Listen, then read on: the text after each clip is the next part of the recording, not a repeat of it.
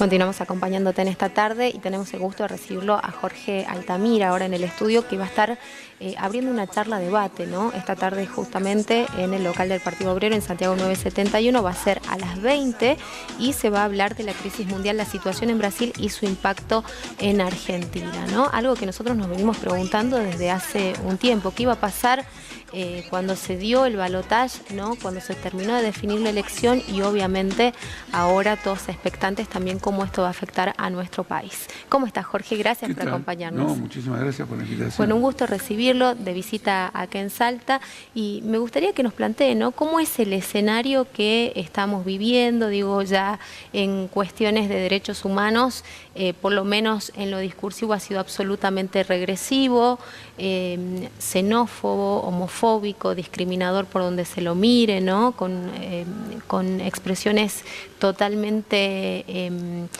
agraviantes hacia las mujeres y sin embargo, bueno, ha tenido el consenso para llegar justamente a ocupar el lugar máximo dentro de Brasil, ¿no? No, yo comparto esta inquietud suya, lo cual nos lleva a analizarlo desde otro ángulo, porque a cualquier persona normal le parece inadmisible una conducta de este carácter. Brasil, desde que fue destituida la presidenta Dilma Rousseff, vivió una crisis mucho más aguda que antes. Y al mismo tiempo se desintegraron los partidos políticos.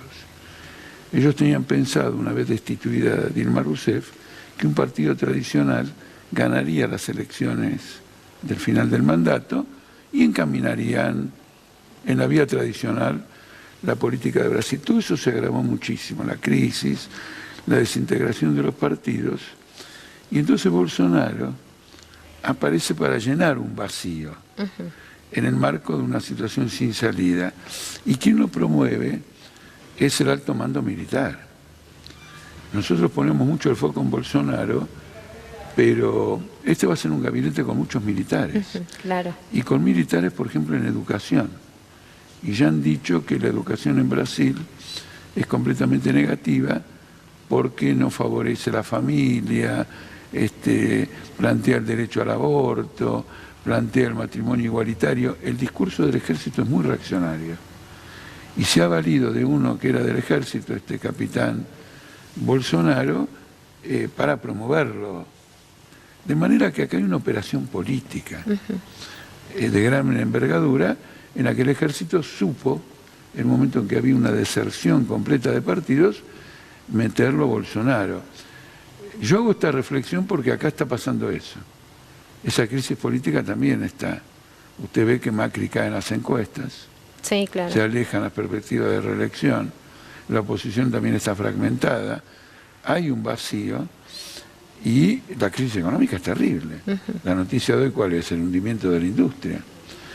Entonces también se plantean escenarios de gran crisis y yo en Argentina planteo que ese vacío que el ejército logró llenar con Bolsonaro provisionalmente, en Argentina lo tiene que llenar la izquierda.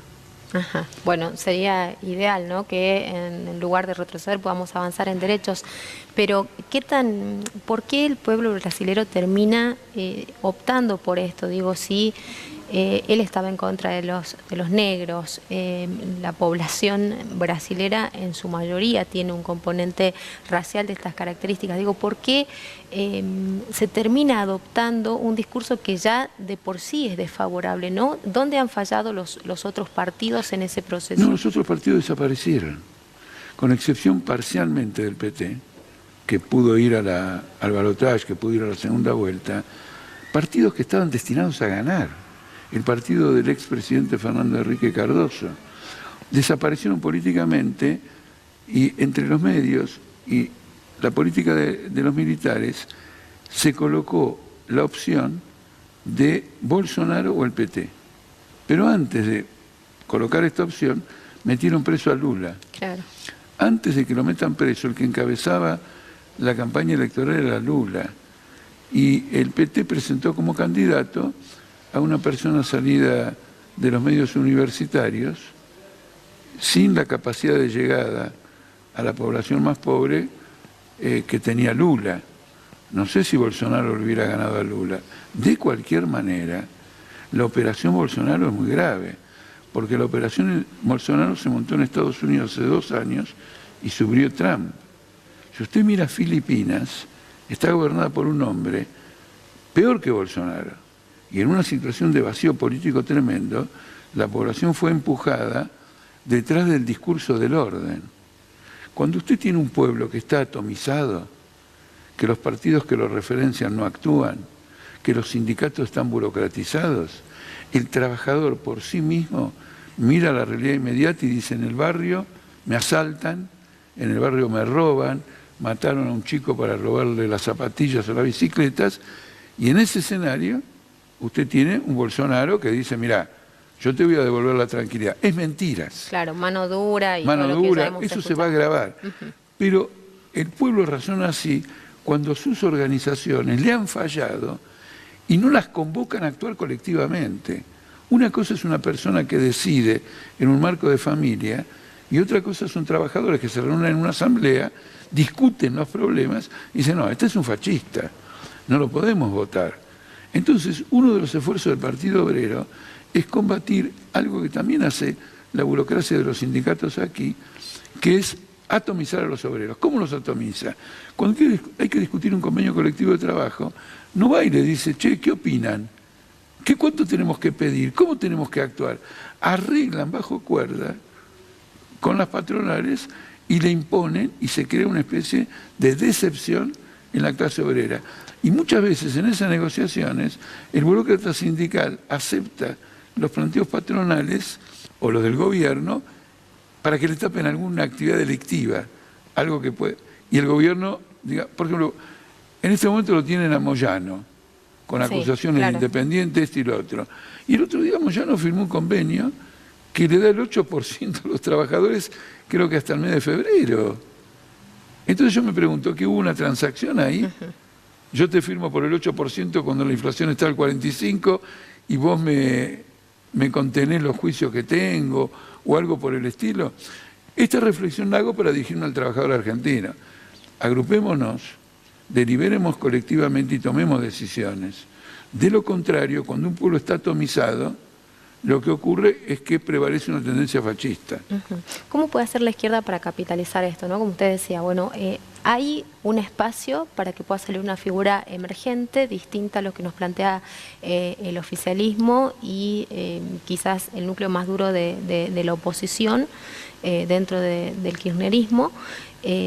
¿Cómo se trabaja en esto justamente para crear conciencia, para que no se adopten discursos como el de Bolsonaro? Nosotros tenemos una figura acá en nuestra provincia que es Alfredo Olmedo, ¿no? Horacio Alfredo Olmedo, que es diputado nacional y que se ha estado capitalizando bajo esta misma idea, ¿no? Diciendo que él quiere ser presidente de la nación. Algunos dicen que no hay que darle espacio, que los medios deberían recortar esta posibilidad para obviamente evitar que un discurso de semejante magnitud penetre en la gente. Para otro es simplemente una cortina de humo, una movida mediática que alguien está sosteniendo, casi distractiva. ¿Cómo se hace para trabajar en ese escenario? No, pero me interesa mucho la descripción que usted hace. Permítame que le señale. Usted, bueno, mi apreciación, usted hace una reflexión muy madura. Porque en lugar de comprarse el primer vestido que encontró en la vidriera, como que sería que Olmedo pudiera avanzar, usted dice: puede haber una distracción, alguien puede estar operando, distraer a la gente. Es decir, Olmedo puede servir para muchas jugadas, porque es un aventurero político, no tiene un partido, no tiene un programa. Él nos dice cómo va a sacar a la Argentina, que tiene 400.000 millones de dólares de deuda externa, ¿cómo la va a sacar del derrumbe económico? No le dice a los trabajadores si le va a reponer el salario, va a reconocer los convenios colectivos de trabajo. Eso él lo oculta. Él toma otros elementos, como el tema de la seguridad, donde finalmente él defiende a una policía que en la mayor parte de los barrios es la que permite el narcotráfico. Hemos tenido casos de policía que apremiaba a jóvenes para que pasaran droga. Y él, sin embargo, defiende a la policía. El discurso es muy contradictorio, hay que combatirlo. Sí. La opinión de cómo tiene que hacer la izquierda es contraponer a Macri y al peronismo un planteo de poder. En la Argentina, la clase que gobierna está desfilando por Comodoro Pi. Los grandes capitalistas de este país están acusados formalmente sobre precios, coimas, sí, claro, acusados en el país, acusados en Brasil, acusados en Italia. El primo del presidente acusado de sobreprecios y coimas en el soterramiento del Sarmiento, en aguas potables de AISA, etc. Es decir, usted tiene que la clase que dirige el país, aquella que tiene la iniciativa de la inversión o de no hacer una inversión, tiene esas características. Tienen que gobernar los trabajadores. Y para que gobiernen los trabajadores estamos impulsando el planteo de que se tienen que ir esta gente que está quebrando a la Argentina y convocar una asamblea constituyente. Es decir, un planteo integral, juzgar y poner de manifiesto ante la población que esto es un agotamiento completo. Mire, una nación que ha pasado del 4% de pobreza en 1975 al 32% en el 2018, claramente es una nación que está en decadencia y la responsabilidad de la clase que dirige. La izquierda dice, tienen que gobernar los trabajadores. Los trabajadores tienen más capacidad de gobierno que esta gente que desfila por Comodoro Pi. Esto ocurrió en Brasil con el Lava Jato, no sé si sí, a lo mejor la audiencia conoce el tema o no. Los grupos dirigentes de Brasil económicos armaron un esquema de monopolización de obra pública aliados con el gobierno del PT y con coimas que revelaron provocar una crisis inmensa. Hoy no hay obra pública en Argentina porque nadie quiere contratar a un empresario de la construcción por todo esto. Entonces yo lo que digo es esto, en un momento de crisis histórica, la izquierda tiene que hacer una contrapropuesta histórica. Argentina tiene que ser gobernada por los trabajadores. Jorge, ¿y cómo hacemos también para que no sea contradictorio, ¿no? Porque, digo, en realidad no se oponen, pero la gente lo ve de esta manera. En la defensa de todos los derechos que mencionamos y que seguramente se van a empezar a anular arbitrariamente en Brasil y que también lo hemos observado en nuestro país, la gente antepone la cuestión económica, porque uno vive el día a día. Digo, si uno tiene la heladera vacía, uno no sobrevive, si uno no paga los impuestos, si uno no puede llegar con los gastos mínimos, ¿no?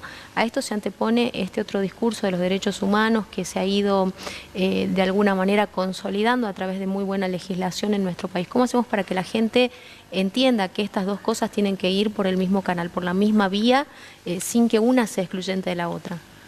Bueno, ocurre lo siguiente, pienso que yo en esto reivindico a Argentina, que se encuentra movilizada en defensa de los derechos humanos. Cuando la Corte Suprema de Justicia, por indicación de Macri, dictó el 2x1 para los militares de la dictadura, en 48 horas Buenos Aires quedó en una manifestación absolutamente sin precedentes. Las dos cosas claro que van unidas. Por eso el gobierno está tratando de quitarle derechos de organización a la clase obrera. Entonces, ¿por qué dice así? Yo le quito un derecho al trabajador. ¿Por qué le quito un derecho al trabajador? Porque si yo se lo quito, me va a aceptar más fácilmente el ajuste. Claro. O yo tengo instrumentos de represión. Mire, yo le quiero contar algo que no ha tenido difusión y me parece grave. Las compañías petroleras de Neuquén han ido a la justicia de Neuquén pidiendo un código penal especial para aplicar a los obreros petroleros de Neuquén. Entonces usted tiene dos cosas ahí. Los derechos humanos que usted estaba señalando, cuando hablaba de derechos, etcétera, y el problema económico, claro, porque están perdiendo poder adquisitivo los trabajadores petroleros en la Argentina. Hacen convenios completamente ruinosos. El arma del derecho y el arma de la organización tiene que estar al servicio de la mejora material y de la mejora moral, de la mejoría moral de la clase trabajadora, que es la que levanta un país. Bueno, interesantísimo. Entonces, para que la gente pueda profundizar, pueda dar su aporte también, hoy a las 20, recuerden que es esta charla debate en Santiago del Estero 971, si no me equivoco, ¿es así? Así es, muy bien. Muchísimas gracias, Jorge. Gracias por acompañarnos, como siempre, muy interesante dialogar con usted. Nos vamos a la pausa, quédate ahí, ya volvemos.